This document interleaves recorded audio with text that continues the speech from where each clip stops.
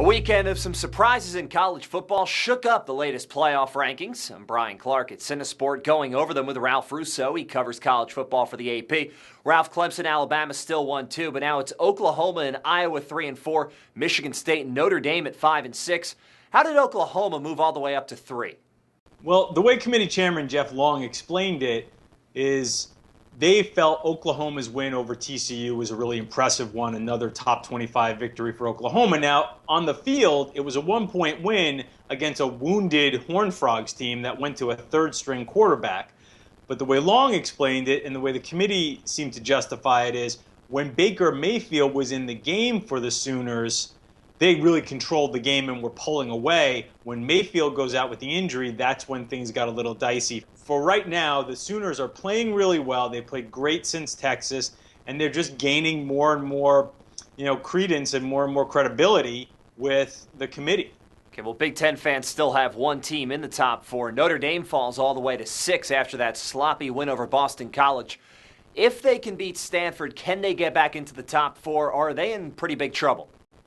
I think they're in some trouble here. The thing is, I've thought all along Notre Dame would be tied to Oklahoma, and if they got into sort of a beauty contest with Oklahoma, maybe Oklahoma's loss to Texas and Notre Dame's win against Texas would help the Fighting Irish.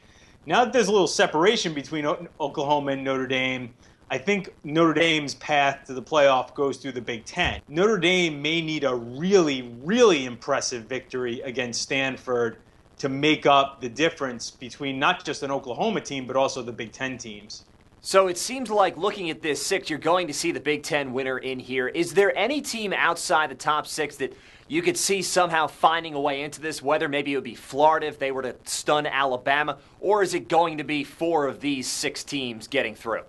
Yeah, outside the 6, I think you're going to need some help no matter what. I do think if Florida beats Florida State and Alabama in the SEC title game, it could jump in. Those were 2 really big wins, even though Florida hasn't looked very good over the last few weeks.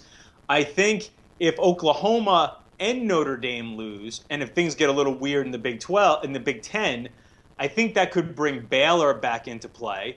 I also think Stanford, with 2 losses, could get in the mix here with an impressive win against Notre Dame and then go on and win the Pac-12 championship. The committee has shown it's not married to the loss column, so I could definitely see Stanford jumping Baylor if it gets that way. But again, quite a few things have to happen to get to that point. Yeah, a whole lot to pick through, but it's fun to at least think about it. Ralph Russo of the AP. Thanks, Ralph.